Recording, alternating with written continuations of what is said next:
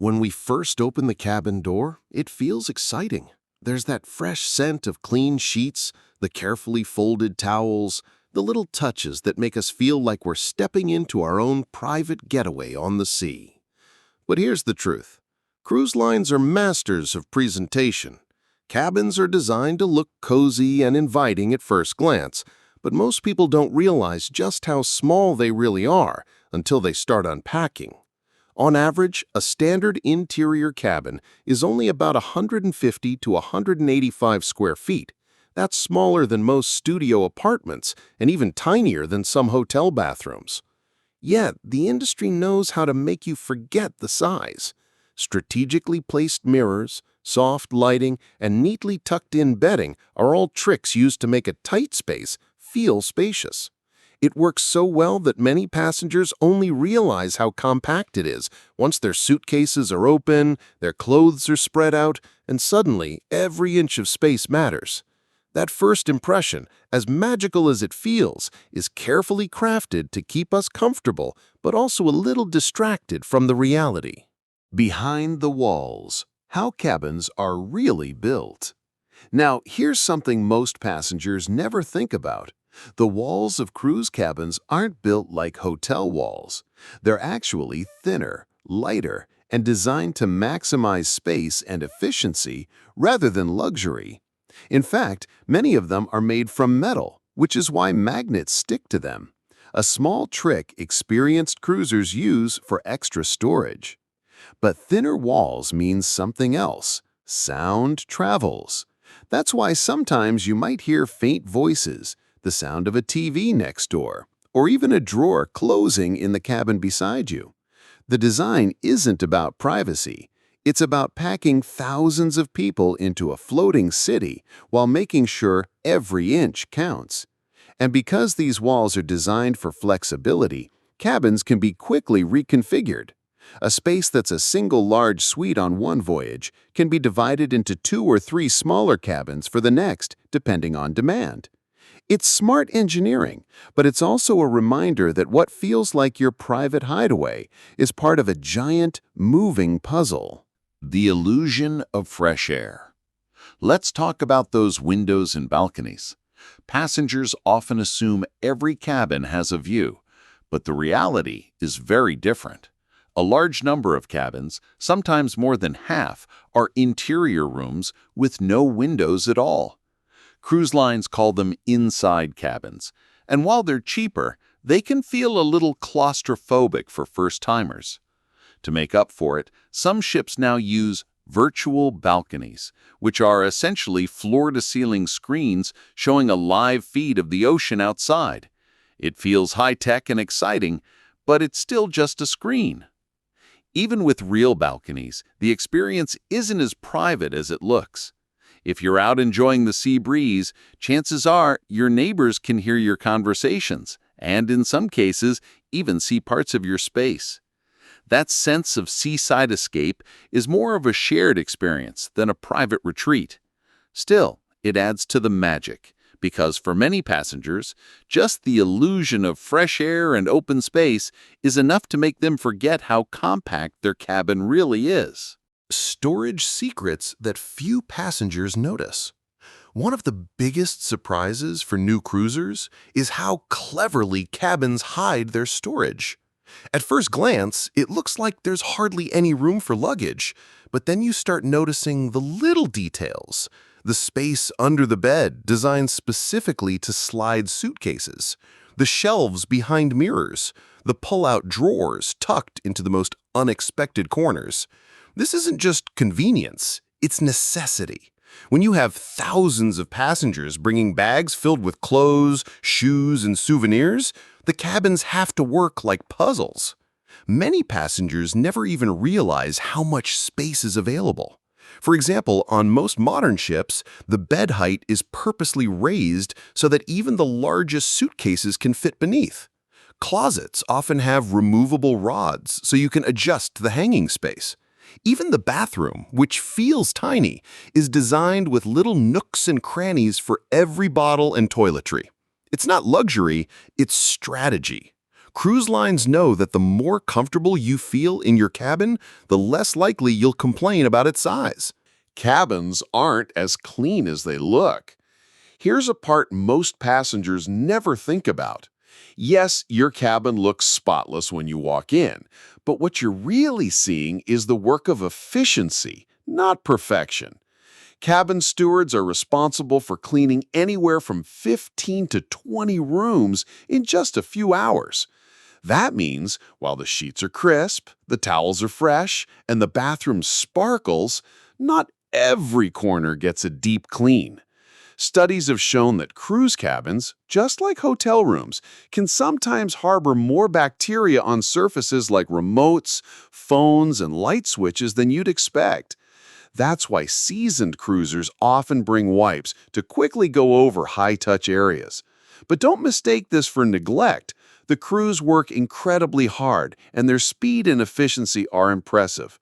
Still, the truth is, with the sheer number of passengers cycling in and out, cabins are designed to look immaculate, even if not every detail is perfect beneath the surface. The hidden economy of cabins. Another truth that surprises many passengers is how much money cabins actually generate for cruise lines. On the surface, you're paying for a small room to sleep in, but behind the scenes, cabins are a major part of the business model. A standard inside cabin might cost hundreds of dollars less than a balcony room, yet the physical difference in size is minimal. What you're really paying for is the perception of value, an ocean view, a private balcony, or just a little extra space. Cruise lines rely on this psychology. They'll offer tempting upgrades, sometimes at the last minute, because they know passengers value the idea of comfort, even if the actual difference is small. That's why two cabins, side by side, can generate very different amounts of money for the cruise line, even though they were built at nearly the same cost. It's a reminder that cabins aren't just places to sleep. They're part of a carefully crafted strategy to maximize profit while keeping passengers happy. Cabins versus time spent inside them. The funny thing is, despite all the effort that goes into cabin design, most passengers don't spend much time inside. Studies suggest that the average cruiser spends less than 30% of their waking hours in their cabin. The rest is spent exploring the ship, dining, watching shows, or relaxing by the pool. And that's exactly how cruise lines want it. Cabins are built to be good enough to keep you comfortable, but not so luxurious that you'd rather stay inside than go out and spend money on drinks, excursions, or spa treatments. This is part of the hidden truth. The cabin is just one piece of the cruise experience, not the centerpiece. As soon as you step outside, the ship itself becomes the attraction. The restaurants, the entertainment, the shopping, all of these are designed to pull you away from your room and into spaces where you'll spend more. The cabin may feel like the heart of your trip when you first arrive, but by the end of the journey, most passengers realize it's just a small part of the adventure. The bigger picture. What cabins reveal about cruising? When we put all these truths together, cabins tell us something important about cruising. They're small, sometimes noisy, and designed for efficiency rather than luxury. They look fresh, but aren't always spotless in the way we imagine. They're priced not just by size, but by the value we think we're getting. And yet they work. They do exactly what they're meant to do. Give us a comfortable place to rest between all the excitement happening on the ship. Passengers might never learn every detail about how cabins are built, maintained, or priced, but what matters is the experience. Cruise lines know how to turn tiny rooms into cozy havens, how to make us forget the lack of space, and how to make us feel at home in the middle of the ocean. And maybe that's the biggest secret of all. The cabin itself isn't the star, it's the stage where your memories begin. Closing thoughts. So the next time we step into a cruise cabin, we'll see it a little differently. We'll notice the mirrors that make the room look bigger, the clever storage tucked into every corner, the paper-thin walls, and maybe even the quiet hum of the ship behind it all. It may not be as private, spacious, or pristine as it first appears, but it's part of the magic of cruising. A small, floating home that makes the bigger adventure possible. Because in the end, the truth about cruise cabins is simple. They're not perfect, but they're unforgettable. And sometimes, that's all we really need. Final thoughts. Safety is real, but so are the risks. So, what do we take away from all this? Cruising is still one of the most enjoyable ways to travel, and for the most part, it's safe. But like any form of travel, it comes with risks. Risks that cruise lines don't always emphasize. Fires, medical limitations, security concerns, and evacuation challenges are all part of the bigger picture. Knowing these secrets doesn't mean we should avoid cruises. Instead, it means we should board with awareness. Pay attention during safety drills. Follow crew instructions, take precautions with health and security, and remember that the ocean is unpredictable. By being informed, we not only protect ourselves, but also gain a deeper respect for the complex world of cruise safety. So, next time you step onto a cruise ship and hear the calming announcements about safety and relaxation, you'll know there's a lot more happening behind the scenes that meets the eye. Don't forget about hidden fees. Even though cruises advertise as all-inclusive, there are plenty of hidden fees that catch passengers off guard. Service charges, gratuities, room service fees, and even soda or bottled water can come with extra costs. Internet access is another big one. It can cost over $20 a day on some ships. If we're not prepared, these little charges sneak up and add hundreds of dollars to the bill. Reading the fine print and asking questions before boarding can save a lot of frustration later. Never be careless with personal safety. Cruise ships are generally very safe, but that doesn't mean we should let our guard down. Just like in any city, theft can happen.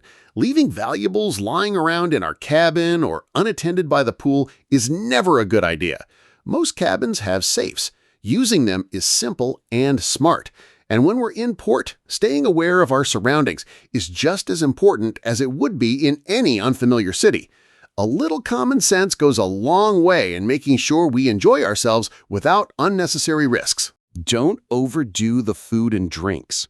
We all know cruises are famous for endless buffets and bottomless drinks. It's part of the fun, but going overboard, literally and figuratively, can ruin the trip. Eating way too much or drinking too heavily can leave us feeling sick and exhausted. It's easy to forget that we still need balance and moderation, even while on vacation. Enjoying the delicious food and cocktails is part of the experience, but pacing ourselves ensures we don't spend half the trip recovering in bed instead of soaking up the fun.